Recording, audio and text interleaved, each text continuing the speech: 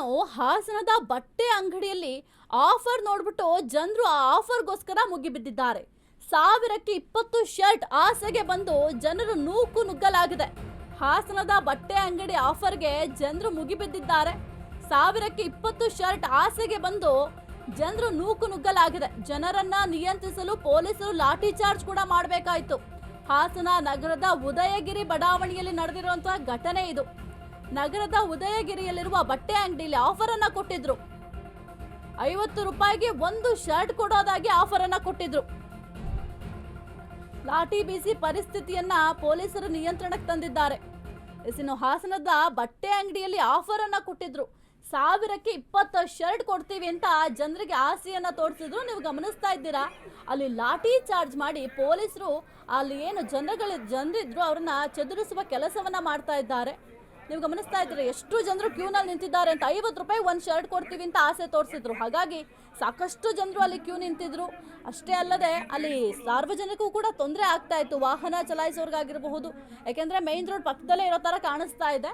ಹಾಗಾಗಿ ಬೇರೆಯವ್ರಿಗೂ ಕೂಡ ತೊಂದರೆ ಆಗುತ್ತೆ ಎನ್ನುವ ನಿಟ್ಟಿನಲ್ಲಿ ಪೊಲೀಸರು ಅವರನ್ನ ಚದುರಿಸುವ ಕೆಲಸವನ್ನ ಮಾಡಿದ್ದಾರೆ. ಕೇವಲ 1000 ರೂಪಾಯಿಗೆ 20 ಶರ್ಟ್ ಕೊಟ್ಬಿಡ್ತೀವಿ ಅಂತ ಆಸೆ ತೋರಿಸಿದ್ರು. ಕೆಲವೊಂದಿಷ್ಟು ಅಂಗಡಿಗಳು ಕೆಲವೊಂದಿಷ್ಟು ಆಮಿಷಗಳನ್ನ ತೋರಿಸ್ತಾರೆ. ಯಾಕೆಂದರೆ ಸ್ಟಾಕ್ ಇರುತ್ತೆ, ಅದನ್ನು ಸೇಲ್ ಮಾಡಬೇಕಾಗತ್ತೆ.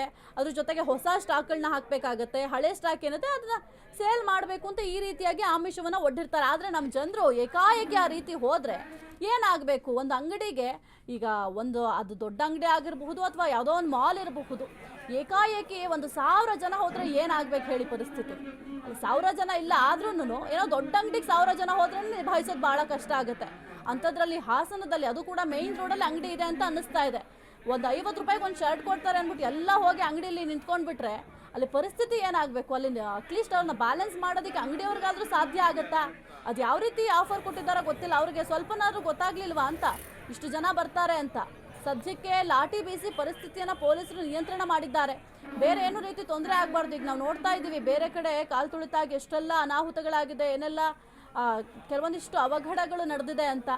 ಎಷ್ಟೋ ಜನ ಗಾಯಾಳುಗಳು ಆಸ್ಪತ್ರೆಯಲ್ಲಿ ಒಂದು ಕಡೆ ಚಿಕಿತ್ಸೆ ಪಡಿತಾ ಇದ್ದಾರೆ. ಇಲ್ಲಿ ನೋಡಿದ್ರೆ ಒಂದು ಬಟ್ಟೆಗೋಸ್ಕರ ಜನರ ನೂಕು ನುಗ್ಲಾಗುತ್ತೆ ಅಂತಂದ್ರೆ ಏನು ಹೇಳ್ಬೇಕು ನಮ್ಮ ಜನರಿಗೆ ಅಂತ ಗೊತ್ತಾಗಲ್ಲ. 50 ರೂಪಾಯಿಗೆ ಶರ್ಟ್ ಕೊಡ್ತಾರೆ ಅಂದ್ಬಿಟ್ಟು ಹೋಗಿ ಎಲ್ಲ ಕ್ಯೂನಲ್ಲಿ ನಿಂತ್ಕೊಂಡು ಅಷ್ಟು ಜನ ಒಟ್ಟಿಗೆ ಹೋದ್ರೆ ನೂಕು ನುಗ್ಲಾಗದೆ ಇನ್ನೇನ್ರಿ ಆಗುತ್ತೆ?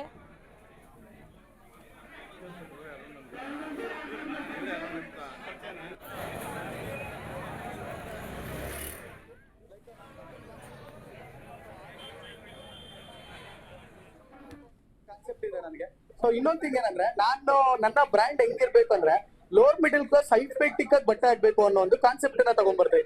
ನೋಡಿ ಸರ್, 1000ಕ್ಕೆ 10 ಆಗ್ಲಿ 20 ಆಗ್ಲಿ 30 ಆಗ್ಲಿ 5 ರೂಪಾಯಿಗೆ ಒಂದು ಶರ್ಟ್ ಆಗ್ಲಿ, ಈ ಟ್ರೆಂಡ್ ನ ಕ್ರಿಯೇಟ್ ಮಾಡಿದವ್ರೆ. ನಾವು ಕೊಡ್ತಿರೋ ಇಂಟೆನ್ಷನ್ ಏನಂದ್ರೆ, ನೋಡಿ ಎಲ್ಲರಿಗೂ ಬಟ್ಟೆ ಅಫೋರ್ಡ್ ಮಾಡಕ್ಕಾಗಲ್ಲ ಸರ್.